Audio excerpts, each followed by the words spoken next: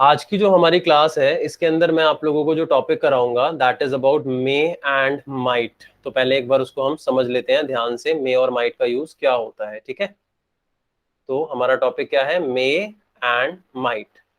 देखो, मे और माइट ये दोनों के दोनों बेसिकली क्या होते हैं, हमारे मॉडल्स होते हैं। क्या होते हैं, मॉडल्स होते हैं। और मॉडल्स का एक रूल होता है कि कोई भी मॉडल अगर इंग्लिश में यूज होता है, मॉडल्स कौन से होते हैं, can, could, may, might, should, ought to, must, ये यूज टू, ये सारे के सारे मॉडल्स होते हैं इंग्लिश में हमारे।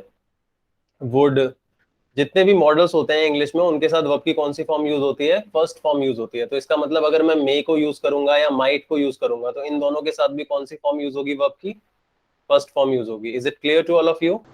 अब हम बात करते हैं इसके अंदर मे के यूज की, कि मे हम कब यूज करते हैं। तो दोस्तों मे, पहले मैं अगर बात करूं सेंस के अकॉर्डिंग तो मे का यूज होता है पॉसिबिलिटी के लिए। पॉसिबिलिटी का मतलब होता है किसी भी चीज की संभावना। ठीक है, जब भी किसी चीज की कोई संभावना है तो हम उसके लिए मे का यूज कर सकते हैं।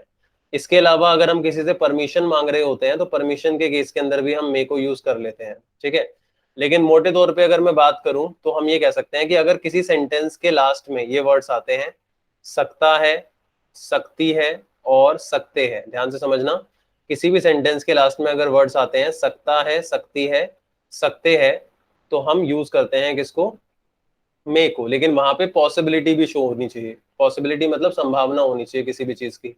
अब इसका रूल क्या होता है वो समझ लेते हैं। इसका रूल होता है बेसिकली, पॉजिटिव में सब्जेक्ट आता है, उसके साथ मे आता है, फिर वर्ब की फर्स्ट फॉर्म आती है और फिर ऑब्जेक्ट आता है। ठीक है, और अगर नेगेटिव बनाएंगे तो मे आता है और फिर नॉट लग जाएगा, फिर वर्ब की फर्स्ट फॉर्म, फिर ऑब्जेक्ट। ऐसा क्यों? क्योंकि ये जो मे है ये हेल्पिंग वर्ब की तरह काम करता है। किसकी तरह? हेल्पिंग वर्ब की तरह। अब इसका मतलब क्या हुआ यहाँ पे, अगर हेल्पिंग वर्ब की तरह काम करता है तो इसका मतलब ये हुआ कि भाई यहाँ पे अगर नॉट है तो नॉट हमारे को कहाँ लगाना है, मे के बाद लगाना है। क्योंकि मैंने आपको बताया था जब भी सेंटेंस नेगेटिव बनेगा तो हम हेल्पिंग वर्ब के बाद नॉट लगाते हैं। तो इसीलिए यहाँ पे हमने देखा कि मे के बाद क्या आ गया, नॉट आ गया। ठीक है, अब एग्जाम्पल एक बार देख लेते हैं, हम इसका एग्जाम्पल समझ लेते हैं। जैसे मान लीजिए मैंने बोला कि आज बारिश हो सकती है, आज बारिश हो सकती है। ठीक है भाई, अगर मैं कह रहा हूं आज बारिश हो सकती है तो यहाँ पे पॉसिबिलिटी है। मान लेते हैं सेंटेंस में क्या है, पॉसिबिलिटी है। अब ध्यान से समझो पॉसिबिलिटी का मतलब क्या है। पॉसिबिलिटी का मतलब है कि 50% चांसेस है उस काम के होने के। मान लेते हैं अगर बादल आ रहे हैं बहुत ज्यादा और मैं कहता हूँ आज बारिश हो सकती है, तो बताओ वहां पॉसिबिलिटी है या नहीं है? नहीं बेटा, ध्यान से समझना है इस बात को। मैं कह रहा हूँ कि काले बादल आ रखे हैं और मैं कहता हूँ कि बारिश हो सकती है, तो श्योरिटी है या पॉसिबिलिटी है, ज्यादा क्या है? या आप बात कर रहे हो किसके केस में, श्योरिटी के केस में? मेरी आवाज आ रही है? Is it clear to all of you? तो आपको ये देखना पड़ेगा कि आप श्योरिटी के सेंस में बात कर रहे हो या पॉसिबिलिटी के सेंस में बात कर रहे हो। मान लेते हैं आप बारिश की बात कर रहे हो और आपको लग रहा है कि शायद हो या शायद ना हो, तो आप मे को यूज कर दोगे।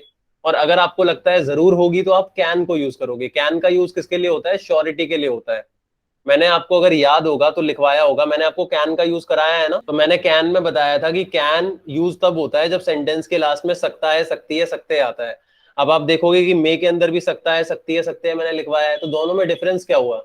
दोनों में डिफरेंस इसी चीज का हुआ कि कैन में श्योरिटी होती है और मे में क्या होती है, पॉसिबिलिटी होती है। ठीक है, लेकिन अगर मान लेते हैं ये सेंटेंस जो मैंने आपके सामने लिखा है इसके अंदर मैं किसकी बात कर रहा हूँ, पॉसिबिलिटी की बात कर रहा हूँ कि भाई बारिश हो सकती है, तो मैं मे को यूज करूंगा, कैन को यूज नहीं करूंगा। किसको यूज करूंगा, मे को यूज करूंगा। ठीक है, तो क्या बन जाएगा ये, इट सब्जेक्ट आ गया, मे, फिर रेन को एज अ वर्ब यूज कर दिया हमने, तो it may subject, it may, फिर वर्ब की फर्स्ट फॉर्म रेन टुडे। समझ में आया? और अगर मैं चाहूं तो ऐसे भी लिख सकता हूं इसको, इसी सेंटेंस को, सब्जेक्ट मैंने रेन को मान लिया, रेन मे फॉल टुडे। समझ में आ गई बात सभी को? किसी को कोई डाउट है तो बताओ। मे का यूज किसके लिए होगा, जब भी हम बात कर रहे होंगे किसी भी चीज की पॉसिबिलिटी की कि वो चीज हो सकती है। ठीक है, अब दूसरे नंबर पे बच्चों हम बात करते हैं माइट की। माइट को समझना क्या होगा। सबसे पहली चीज, माइट जो है वो पास्ट है मे का। माइट क्या है, पास्ट है मे का। तो पहली चीज कि अगर मैं मे को प्रेजेंट में यूज कर रहा हूं तो अगर मैं पॉसिबिलिटी की बात पास्ट में करूंगा तो वहां पे मैं किसको यूज कर लूंगा, माइट को यूज कर लूंगा। समझ आया? क्लियर? और दूसरी चीज, डाउटफुल पॉसिबिलिटी के लिए भी हम इसको यूज करते हैं। डाउटफुल पॉसिबिलिटी का मतलब समझो क्या है। अगर मैं कह रहा हूं किसी भी काम होने की संभावना है, तो मतलब 50-50% चांसेस है। कितने चांसेस हैं? 50-50% चांसेस हैं। लेकिन अगर मैं डाउटफुल पॉसिबिलिटी की बात करूंगा तो चांसेस खाली 25% होते हैं। कितने होते हैं? 25%। मान लीजिए मैंने बोला आज बारिश हो सकती है, और मैंने कहा इट मे रेन टुडे, तो पॉसिबिलिटी है या श्योरिटी है? बताओ। ऑब्वियसली पॉसिबिलिटी होगी ना, क्योंकि मैं मे लगा रहा हूं, है ना। लेकिन अगर मैं कहूं इट माइट रेन टुडे, तो यहां पे फिर पॉसिबिलिटी और ज्यादा कम हो गई। समझ में आ गई बात? Yes sir. क्लियर? मतलब माइट का जो यूज है वो कब होगा? जब हम डाउटफुल पॉसिबिलिटी की बात करेंगे, मतलब जब पॉसिबिलिटी जो है वो और कम हो जाए, तो हम माइट को यूज कर देते हैं वहां पे। और वहां पे जो सेंटेंस का रूल होता है वो क्या होता है? बेसिकली सब्जेक्ट, सब्जेक्ट के साथ आ जाता है माइट, फिर वर्ब की फर्स्ट फॉर्म आ जाती है, और उसके बाद आ जाता है, और नेगेटिव में सब्जेक्ट, फिर आ जाता है माइट, फिर इसके बाद आता है नॉट, फिर वर्ब की फर्स्ट फॉर्म, फिर ऑब्जेक्ट। समझ आया? जैसे मैंने बोला आज दिन खुला है, शायद ही बारिश हो सकती है। शायद ही बारिश हो सकती है, इसका मतलब कि पॉसिबिलिटी बहुत ही कम है। समझ में आ रहा है? इसकी भी क्या होती है आइडेंटिटी? सकता है, सकती है, सकते हैं, यही होती है इसकी भी। समझ में आ गया? और अगर मैं पास्ट में मे को यूज करूंगा तो भी मैं माइट को यूज कर सकता हूं। समझ आया? क्लियर?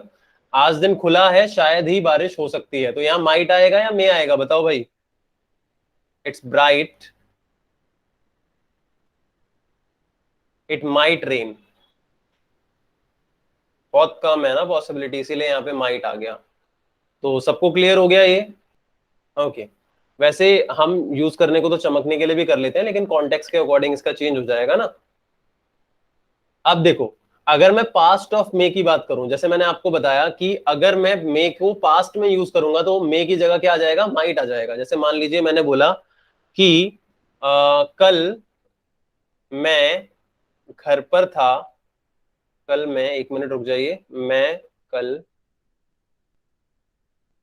घर पर था, मैं चाहता तो तुमसे मिल सकता था।